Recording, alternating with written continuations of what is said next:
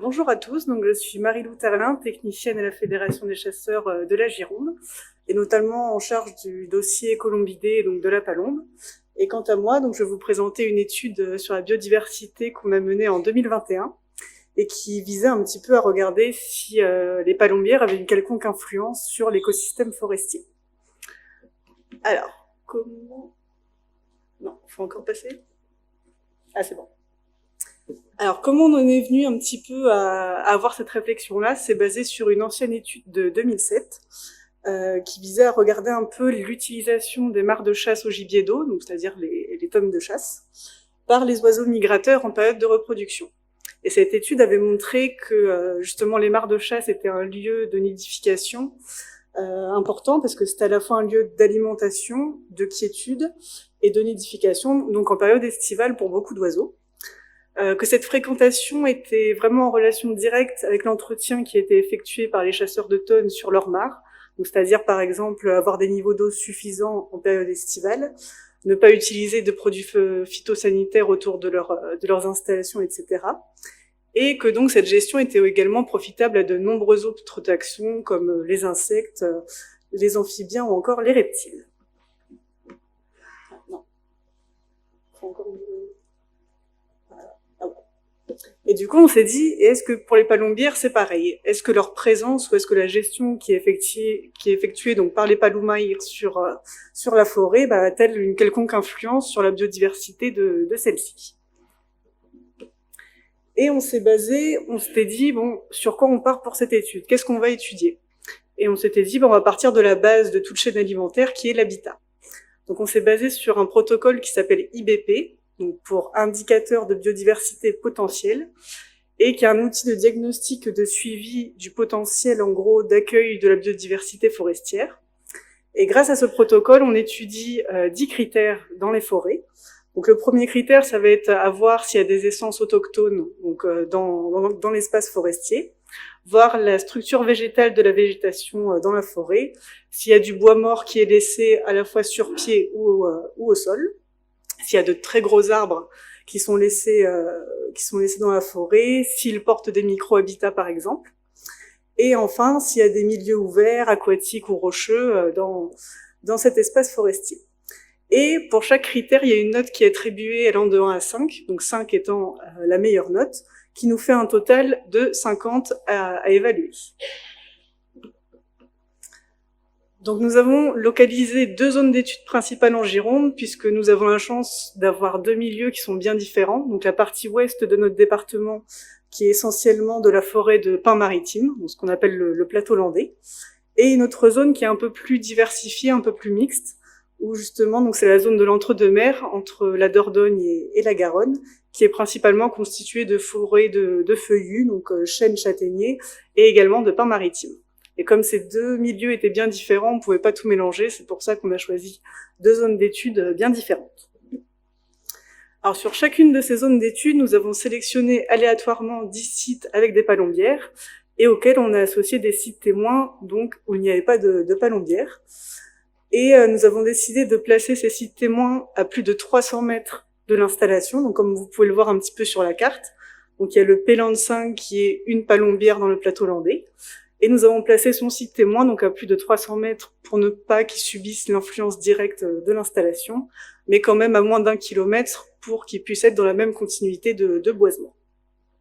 Et donc ce sont qu'au total 40 sites qui ont été étudiés lors de ces travaux. Et les résultats qu'on a pu observer, donc il y a eu 2 principaux constats.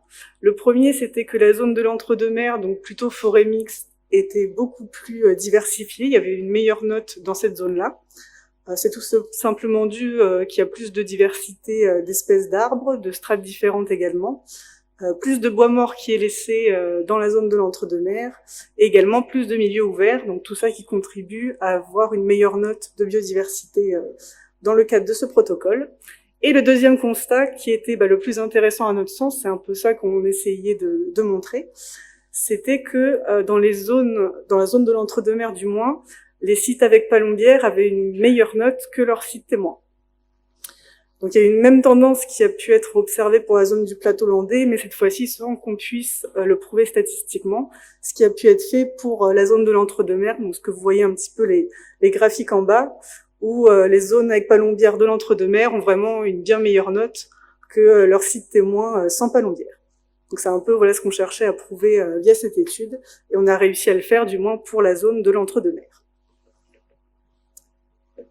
Est-ce que je vais réussir ?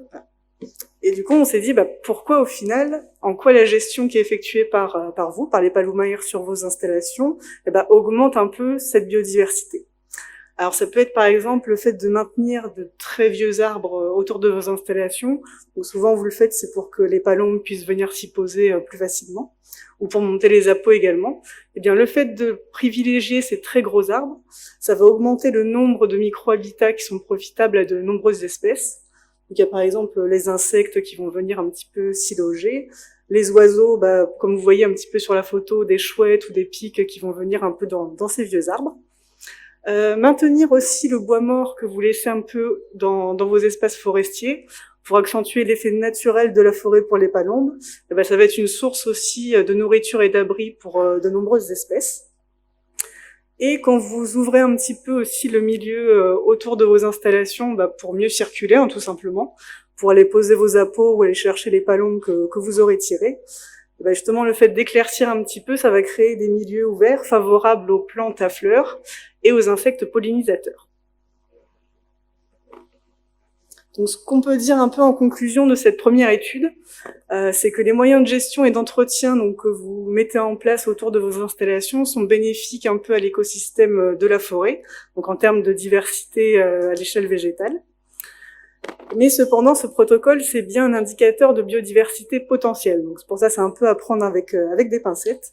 Et ça ne permet pas de conclure de manière exacte à la présence de la biodiversité ou de la quantifier. Ça nous donne juste un petit peu une indication. Et cette étude, donc vu qu'elle visait principalement la biodiversité végétale, elle mérite d'être approfondie et complétée par une approche sur d'autres taxons bioindicateurs du bon état des forêts, que sont par exemple les amphibiens, les reptiles, les chiroptères, donc c'est-à-dire les chauves-souris, les insectes ou les oiseaux. Et c'est justement ces deux dernières familles, les insectes et les oiseaux, que nous avons décidé de mettre en avant cette année, puisque nous avons pris 2 stagiaires pour réaliser des inventaires d'insectes. Donc pour les insectes, on va se baser principalement sur la famille des carabidés, qui est particulièrement bioindicatrice. Et pareil, en faisant des inventaires à la fois dans des sites avec palombière et des sites sans palombière pour voir s'il y a une quelconque différence. Et un autre stage donc qui est dédié plutôt aux oiseaux, donc avec des inventaires d'oiseaux reproducteurs, donc là pareil sur des sites palombières et sans palombière. Donc nous attendons beaucoup de la poursuite de cette étude et pour voir justement notre hypothèse qui est que la gestion que vous faites autour de vos installations est profitable en général à la biodiversité forestière. Et voilà. Merci Marie-Lou.